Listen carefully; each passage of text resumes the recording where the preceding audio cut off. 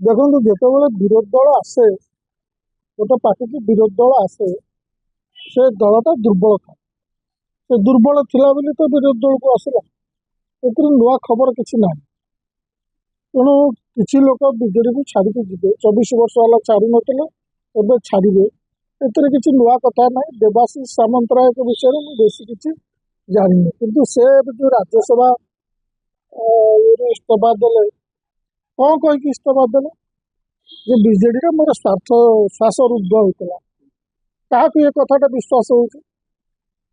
ପାଣ୍ଡିଆନଙ୍କ ବିରୁଦ୍ଧରେ ଅଭିଯୋଗ ଆଣିଲେ। ଆରେ ଭାଇ, ଇଲେକ୍ସନ ସରିବା 2 ବର୍ଷ ହେଲାଣି, ତମେ ଆଜି ପର୍ଯ୍ୟନ୍ତ କରୁଥିଲ। କେତେଟା ଟିଭି ଚ୍ୟାନେଲକୁ ଯାଇକି ଗୋଟେ ବିଶେଷ ଗାର କରିବ ବିଜେଡିରେ ଅମୁକ ଭୁଲ ଥିଲା, ସମୁକ ଭୁଲ ଥିଲା। ପାଣ୍ଡିଆନଙ୍କର ଲୋକ ଏସବୁ ଶୁଣି ଶୁଣି ବୋର ହେଇଗଲେ। ଗଡ଼ଟା ଗୋଟେ କ୍ୟାଣ୍ଡିଡେଟକୁ ନେଇକି ହୁଏନି। ସେଠି କର୍ମୀ କେତେ ଅଛନ୍ତି, ବିଜେଡିର ସମର୍ଥକ ଅଛନ୍ତି, ନୂଆ ବାହାରିବେ। ଯେମିତି ଦେବାଶିଷ ସାମନ୍ତରାୟ ବାହାରିଥିଲେ, ସେମିତି ନୂଆ ବାହାରିବେ। ମୁଁ ଜାଣିପାରୁନି ଦେବାଶିଷ ସାମନ୍ତରାୟଙ୍କ ସାଙ୍ଗରେ କେତେଟା ବିଜେଡି ସମର୍ଥକ ଚାଲିଗଲେ ବିଜେପି। ବାକି ଇଏ ଜିନିଷଟା ଗୋଟେ ଖୁସିର କଥା ନୁହେଁ, ଗୋଟେ ଷ୍ଟ୍ରାଟେଜିର କଥା ନୁହେଁ। କେଉଁ କାରଣରୁ ସାରା ଭାରତରେ ଆପଣ ଦେଖିଲେ ଆମ୍ ଆଦମୀ ପାର୍ଟିର 7 ଜଣ ଛାଡ଼ିକି ଚାଲିଗଲେ।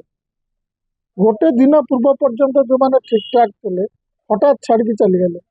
ଆପଣ ଦେଖିଲେ କେମିତି କାଲକାଟାରେ ହେଲା, ଏମ୍ଏଲ୍ଏ ମାନେ ଛାଡ଼ିଗଲେ। ତମେ ପରା ସେ ପାର୍ଟିକି ଭଲ ପାଇକିରି ମାସକ ତଳେ ଟିକେଟ ନେଇକି ଇଲେକ୍ସନ ଲଢ଼ିଥିଲ। ହଠାତ୍ ଏଇଟା ଆଉ ଗୋଟେ କଥା କ'ଣ କରୁଛି ନା, ଯେଉଁ ଲୋକଙ୍କର ପ୍ରକୃତ ଇସ୍ୟୁ, ଚାଷୀଙ୍କର ଇସ୍ୟୁ, ମହିଳାଙ୍କର ଇସ୍ୟୁ, ଷ୍ଟୁଡେଣ୍ଟସଙ୍କର ଇସ୍ୟୁ, ଏସବୁ ଇସ୍ୟୁକୁ ଏସବୁ ଖବର ଦବେଇ ଦେଉଛି। ଏ ଷ୍ଟ୍ରାଟେଜିରେ ଆମକୁ ବିଜେପି କ'ଣ ହେଲା, ଆମକୁ ସେଥିରୁ କ'ଣ ମିଳିବ, ବିଜେଡି ସେଥିରୁ କ'ଣ ହେଲା, ଆମକୁ କ'ଣ ମିଳିବ, କଂଗ୍ରେସ କ'ଣ ହେଲା, ଆମକୁ କ'ଣ ମିଳିବ। ଆମ ଲୋକଙ୍କର ଅବସ୍ଥା କ'ଣ, ଆମେ ତାକୁ ତ ଦେଖିବା ଦରକାର ନା। ଲୋକଙ୍କର ଅବସ୍ଥା ସୁଧୁରୁଛି? ସେଇ ନା ୟାକୁ ପଚରା ଯାଉ ଦେବାଶିଷ ସାମନ୍ତରାୟ।